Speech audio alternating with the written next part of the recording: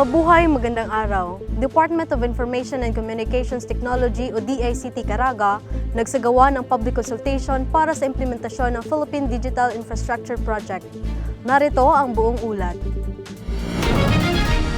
Bilang tugon sa utos ni Pangulong Ferdinand Marcos Jr. na mag-deploy ng digital connectivity sa lahat ng isla sa bansa, inilunsad ng DICT ang Philippine Digital Infrastructure Project para mapabuti ang broadband connectivity, mapalakas ang cyber resilience, at ma-upgrade ang pundasyon ng digital infrastructure na ayon sa Philippine Development Plan 2023 to 2028. Ang rehiyon Caraga ay kasali sa Middle Mile at Last Mile Region beneficiaries sa implementasyon ng PDIP ayon kay Engineer Elizalde Ramos Jr., Planning Officer ng DICT, may tinatansyang mga 292 na manggagawa sa Caraga ang mabibigyan ng trabaho sa loob ng 4 na taon simula Marso 2024 sa ilalim ng programa. Just like the environmental and social management framework, labor management procedures is built upon national labor laws and the ESS2 or the Environmental Social Standards 2 on labor and working conditions.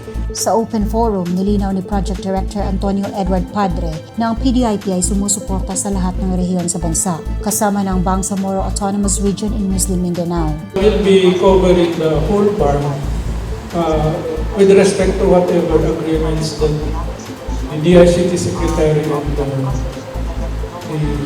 Minister of the MICT of Ban. Our buildings and towers are still there. We still have the provincial offices in Cotabato and some the new created province of Maguindanao 1, Maguindanao 2. We still have our provincial office in Marawi City of the ICT. In terms of manpower, the ICT are still there. Hiling din ni Project Director Antonio Edward Padre ang kooperasyon ng mga lokal na pamahalaan, lalo na sa proseso ng mga papeles at permits na ayon sa Citizens Charter. We'll be knocking at the doors of almost everyone, national and local government, even mga citizens, kasi para sa ating lahat. So lahat i-considera para walang sa bandang huli. May masisisi si DICT binagkuligan sa amin. Ayon sa DICT, layo ng PDIP na sa taong 2028, may sobra sa 15,000 gumaganang access point sites na ang Caraga, sakop ang 5 probinsya, 73 na mga lungsod at lalawigan, at 3,811 pampublikong lokasyon para sa 2.8 milyong Caraganons. Rinel Luzon, Esquadron ng Philippine Information Agency Caraga para sa Bagong Pilipinas. Samantala, narito na ang mga nangungunang balita sa Caraga Region, hatid sa inyo ng Caraga in Focus News. 54 na persons who used drugs o PWODs ang nakapagtapos ng Community-Based Drug Rehabilitation Program o CBDRP sa lungsod ng Butuan. Sila ay sinailalim sa 12 linggo na rehabilitation program para matulungang bumangon sa pagkalulong sa droga. Ayon kay Liga President Gemma Tabada, naging inspirasyon ang mga PWODs lalo na sa mga individual na hindi pa sumuko. Mahigit 1 milyon na financial grant ang ibinahagi sa 41 na estudyante sa probinsya ng Agusan del Norte bilang bahagi ng Student Monetary Assistance for Recovery and Transition o SMART program ng Commission on Higher Education o CHED, kasama ang Office of the Congressional District of Agusan del Norte Representative Dale B. Corvera. Bawat estudyante ay nakatanggap ng 25,000 na assistance.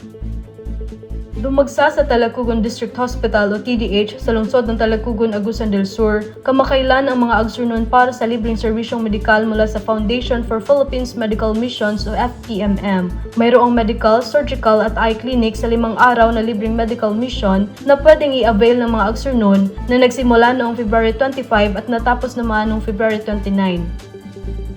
Inagura ang bagong Super Health Center sa Barangay Kaniog, Surigao City noong February 26. Ito ay upang may paabot sa liblib ng mga barangay ang mga health services na kailangan ng mga batang Surigao noon. Ang Super Health Center na nagkakahalaga ng 11.5 milyon at may lawak na 480 square meters ay naging posible sa tulong na rin ni Senator Christopher Lawrence Bongo na sinimulan noong July 18, 2023. Umabot sa 118 partisipante mula sa 5 probinsya ng Caraga ang lumahok sa kick-off ceremony ng Regional Fire Olympics na pinangunahan ng Bureau of Fire Protection o BFP Tandag. 5 barangay fire brigades ang naglaban-laban para sa Best Barangay Fire Brigade Cluster. Ang ipinadalang mahuhusay na grupo ay ang Barangay Luna ng Surigao del Norte, Barangay Adlay ng Surigao del Sur, Barangay Don Ruben ng Dinagat Islands, Barangay Poblasyon ng Prosperidad Agusan del Sur, at Barangay Poblasyon ng Las Nieves Agusan del Norte. Ang kompetisyon ng bawat cluster ay may 3 bahagi, tulad ng Rescue and Transfer Relay, combination of busted hose and up the ladder, at fire extinguishment. Sa pagtutulungan ng Provincial Government ng Dinagat Islands at Provincial Health Office, inilunsad sa probinsya ang Barangay Health Karinderya o BHK. Ito ay upang isulong ang community wellness at mapagtibay ang Healthy Filipinas campaign sa probinsya. Sa pagkikipagtulungan sa mga lokal na karinderya, mas masisiguro na ang mga residente ay may access sa mga pagkain na naaayon sa inirekomenda o 10 commandments para masolusyonan ang malnutrisyon. At yan ang mga kaganapan sa Caraga Region ngayong linggo. Abangan ang mga pangunahing balita sa susunod na Sabado, dito pa rin sa Caraga in Focus News, hatid sa inyo ng Philippine Information Agency. Ito si Marish Saladenya. At para sa ibang mga balita, huwag kalimutang i-like ang aming Facebook, Twitter, TikTok at YouTube.